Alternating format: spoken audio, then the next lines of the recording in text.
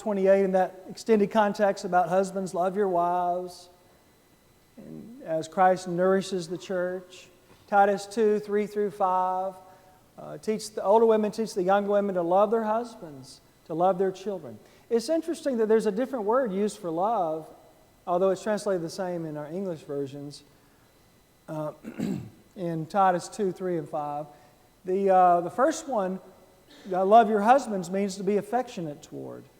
The second one, to love your children, means to be fond of. And I suppose we should be fond of our spouses and we should be affectionate to our children also.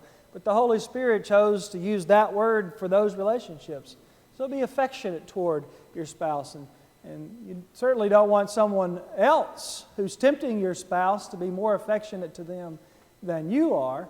You want to make sure the home fires are burning strong so that there's no temptation outside of the home fires. Again, we put 1 Corinthians 13, 4 through 8 there, the Bible's description of love that applies in so many different areas, but certainly it applies in this one when you're talking about love without reserve. Well, what does love mean? The Bible's description of love is the best.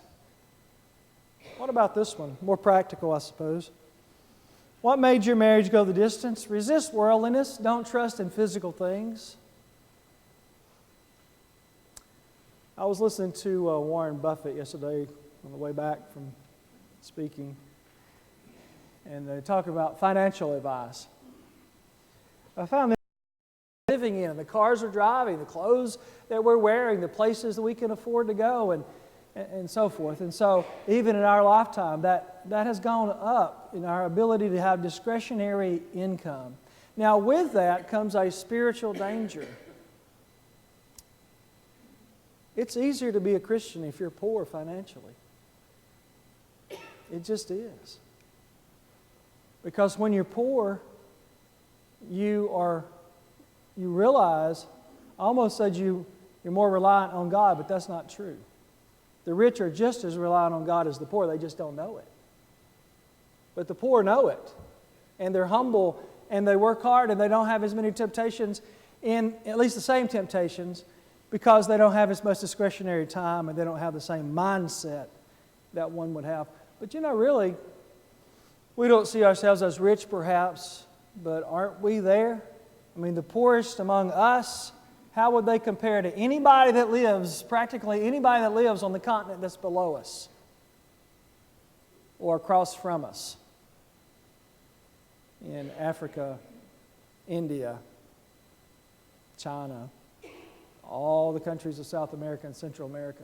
Now, there are rich people there, of course, but by and large, the citizens in this country far outstrip those in other countries. So I said all that to get our minds in the same place, because we might miss this point and say, well, he's just talking about somebody else. No, we're talking about all of us. This all applies to us. And one of the dangers that comes with living in an affluent society is that we become more materialistic. And that's not healthy for us spiritually, and it's not healthy for families. And that's what these marriages that had lasted 50 years pointed out. One husband asked his wife where she wanted to live when they married. She responded, "You bring it home and I'll cook it." Now remember, this is in Mississippi. This was a few years ago. These are not city folks, but what does she mean by that? She meant, I'll live wherever you are. I'm marrying you, and wherever we live is where we live. You see the attitude that's not materialistic in that? Not, well, I want you to buy us a big house on the rich side of town. Nothing wrong with living in a big house on the rich side of town if you can afford it, and if it does not take your heart. But her attitude was one that was healthy. Another commented that their marriage did not transpire in great and luxurious surroundings, but in the quiet and sacred atmosphere of an old country home. The very humble surroundings seemed to enhance a spirit of love, joy, and appreciation for those involved. And to this day, of course the children are already moved out, married, and grandchildren by this time, I am thankful the atmosphere was not otherwise. One couple noted a difference in today and in the times when they married. This is a lengthy quotation, but I hope that you'll stay with me as I read through it. Back then, you just made do with what you had. Anybody remember those days? And often you didn't have very much. Today, young people think they have to have so much. Would you think that? Would you agree with that statement? Yeah. They're used to living up here on Dad's salary, because he's been married, and been working his job now for 25 or 35 years, and so he's moved up, and his remuneration reflects his importance to the company and his experience and his education. So he's pulling in pretty good dollars now. By the time the daughter or the son really remembers anything, the last 4 or 5 years as teenagers, now they're marrying, and let's just say that the young lady is marrying a young man who's beginning his career, and he'll do well. 25 or 30 years from now, he'll be in the same position her dad's in. He'll work hard. He'll do well. He'll be dependable. He's capable. And so his remuneration will reflect that eventually. But right now, where is he? Starting out. They don't pay you to start out the same way they pay the boss, do they? And so she's used to living up here. He can only afford for them to live down here. What's going to happen? One of two things is going to happen. Either they're going to lower their expectations, say, we don't have to have as big a house as we had growing up. It doesn't have to be as close in. We don't have to have a new car right now. We'll fix this one and make it work. We'll let the kids get new school clothes. We'll wear our clothes for another season. It's okay. Those things are so immaterial in the big picture, aren't they? Either that will happen, which is the right thing to happen, or, hey, we got a credit card application in the mail today. They'll give us $5,000. Oh, look, we got another one. And they said we could get $2,000 on, and we can buy our appliances on time at Lowe's, and they just pay $30 a month. And I think I can get a new car because the payment's only going to be $237. Before long, what's coming in? All these bills. They're trying to live up here when they can only afford to live down here. You know the number one reason couples fight? M-O-N-E-Y. Money. You think that's right? Today, young people think they have to have so much. Now, that's a general statement. It would not be fair to make that statement across the board, but I think generally that would be true. And they take for granted how much they have. What's really valuable? A spouse that loves you, a healthy child, living in an area where there's a strong congregation to be a part of. Those things matter. It doesn't take all this stuff to make a good marriage. What about this one? Psalm 37:16. A little that a righteous man hath is better than the riches of many wicked. Several scriptures. Of course, there's a lot of scriptures. There are a lot of scriptures on money. I read somewhere there's more scriptures on money in the Bible than there is on faith in the Bible. That's probably true because God knew we'd have trouble with this. Luke 12:15, a man's life consisteth not of the abundance of the things which he possesses. 1 Timothy 6:17, don't labor to be rich, and if you are rich, use the money wisely. Use it to help other people. 1 John 2:15-17. There are three avenues of temptation. Love not the world, neither the things that are in the world, for the lust of the eyes, the lust of the flesh, the pride of life. Well, don't love the things of the world. James 4:4, whosoever is a friend of the world makes himself the enemy of God. All right, here's our next one. What made your marriage go the distance? Communication and cooperation. One simply said a key was to learn to work together. If we're not careful, we can begin to work against each other and not together, and that's unhealthy. What about this one? When asked how they made it work for more than 60 years, one husband joked, I mind pretty well. And then he added, and she does too. Like a lot of jokes, there's a kernel of truth in there, isn't there? What is it Ephesians 5:23 says? Submitting to each other, to one another. Now, there is a leadership principle in Scripture. The husband's the head of the wife, that's true. But there's also the appreciation of the perspective of the other person and how in certain things we submit to the other person's will. It's not that important. Let her have her way. It's not that important to me today, or it is, but this would be better for the whole. It's not going to violate any principle of Scripture. It's not going to hurt us long term. Let him have his way, and so forth. Have you seen this passage before with those two concepts highlighted? 1 Peter 3:7. Likewise, you husbands, dwell with them, that's the wives, according to knowledge. According to knowledge. That's communication. Giving honor unto the wife as unto the weaker vessel, and as being heirs together. There's cooperation of the grace of life, that your prayers be not hindered. What about this one? Persevere when days are dark. If you've been married 50 years, was it always sunshine and roses? Were there any times when you just, don't answer this part, were there any times you just thought about, I don't think this is going to work? Are we going to be able to pull through this? This is tough. It's not what I signed up for. I suppose if I asked that and we were in a situation where people were felt free to communicate or comment, we'd have a lot of nods. We'd have a lot of, yes, that's the way it was for us.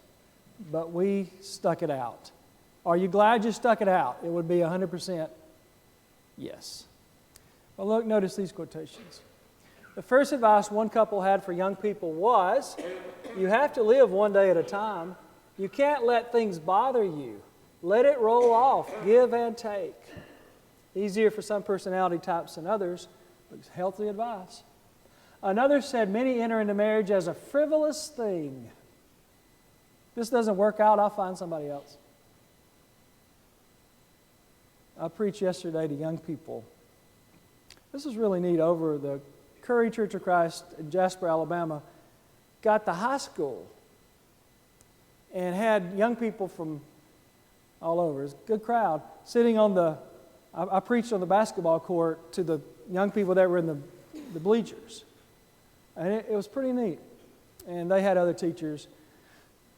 But I talked to them about, they assigned me the topic to talk about marriage, divorce, and remarriage. Mostly about marriage, but part of that was, part of the second lesson was on divorce. And I talked to them heart to heart, like I think young people need to be talked to. Because any preacher who's preached any length of time has had to sit across a conference table with somebody, read them the Scriptures, and say, this is what the Bible says about divorce and remarriage, and there's only one reason that a divorced person can get remarried with God's approval. And they didn't know that earlier in some cases. That's Matthew 19:9. That's hard. That's hard to say, but it's much harder to live. So young people, when they're on the first side of marriage, when they're prior to marriage, they need to hear that. So they don't go into it with this frivolous attitude of, well, we really, we think this will work out, but if it doesn't, it's okay. We'll find somebody else. When one way doesn't work, let me start over. Many enter marriage as a frivolous thing, but it takes determination to keep it together sometimes. When one way does not work, try another. Never consider divorce as an option. That's the nuclear option. We've been hearing about nuclear options in Congress the last few weeks. That doesn't even need to broach the level of communication in an argument. Some things you just don't ever say. And one thing is, you don't ever say, I'm going to leave you. You don't say that. Christians don't say that. Now, if there's adultery involved, then that may be a conversation that's had. But you don't say that because you're mad at somebody, because that's violating what God said. When one way does not work, try another. Never consider divorce as an option. Have faith that you can make it work with God's help. Learn to look beyond the disappointments, for they will come. Everything will not turn out like you want. Go on anyway.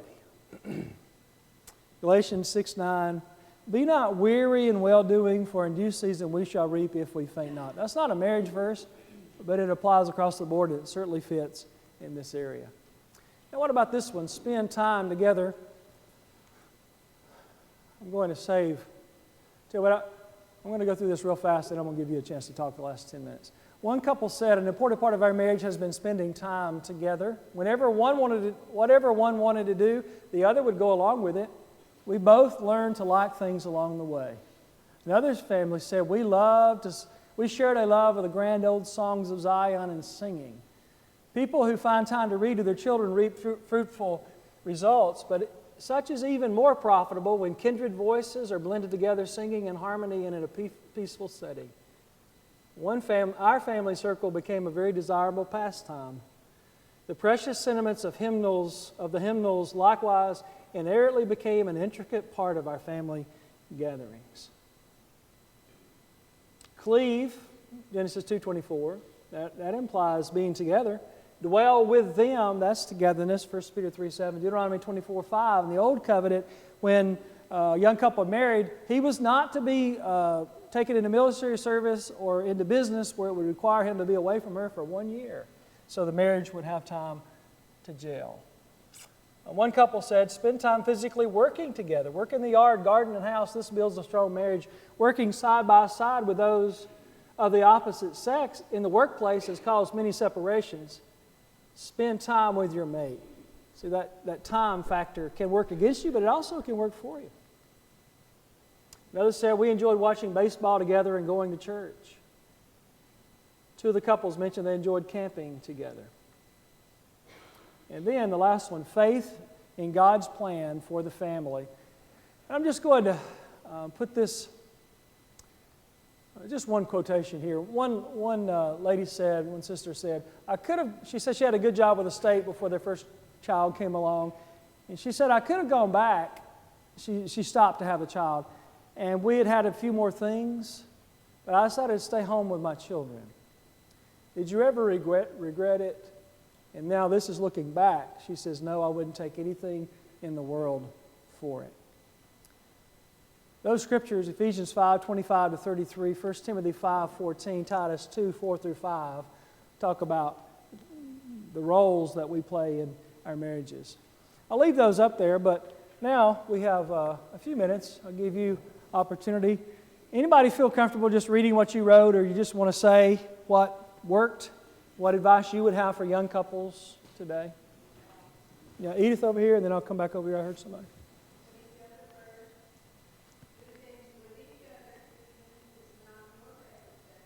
Okay.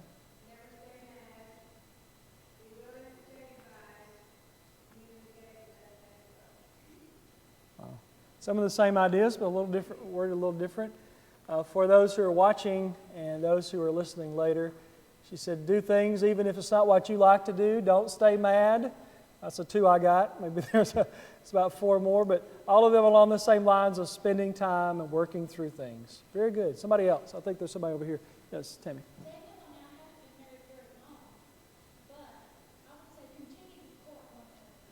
That's good advice. Yeah. Continue to court. Good advice. Somebody else. Yes.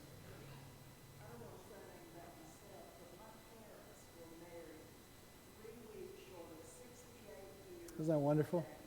Yeah. Carol mentioned that her parents, whom many of us knew and loved, almost 68 years together. What a wonderful couple they were. Somebody else. Very good. Thank you for sharing that. Yes, Waylon.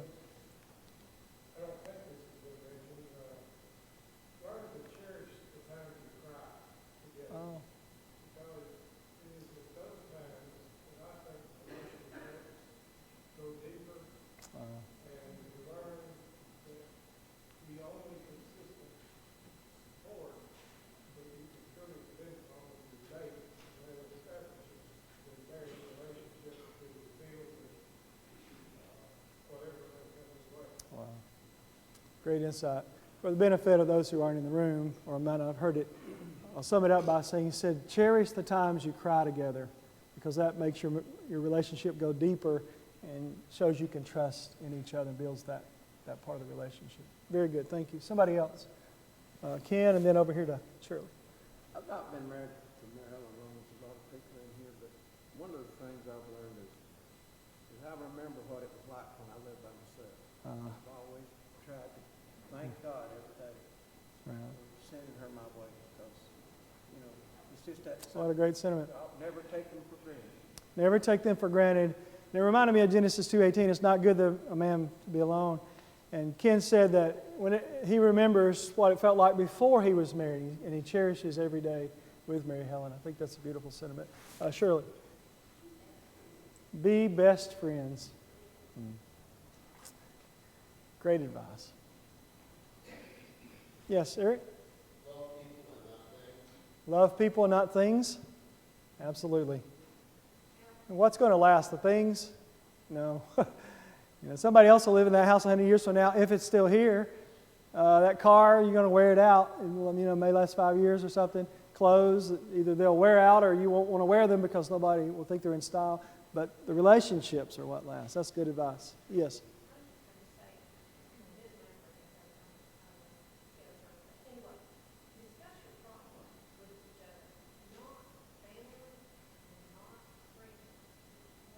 Yeah.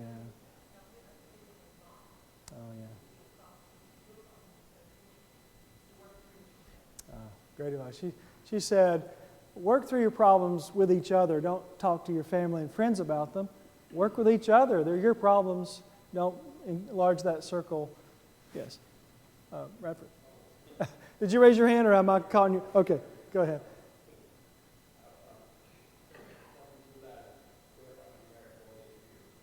$48, did you say?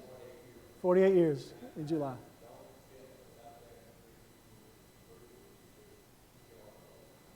Say that again, I missed it.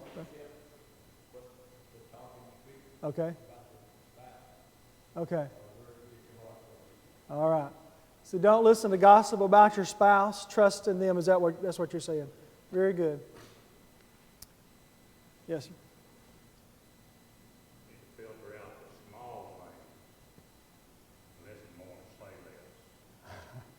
Filter out the small things, listen more, and say less. 2 ears, 1 mouth. That's right. James 1:17 through 19. That's good. I should have let you start at the first and I wouldn't have had to say what I said. This is much better. Anybody else? We're probably a minute past, but I don't think anybody's in a big hurry to get out. If anybody else wants to say anything. All right. Well, it's a work in progress continuously. How long have you been married, brother? 41 years. And you haven't arrived yet. I would like to have your sheets, if you will. Just put them back on the stand, might be the easiest thing. And then I'll collect those, and I'd like to use some of those quotes for updating this material. Thanks for your attendance and your participation this morning. We'll be dismissed until the worship hour.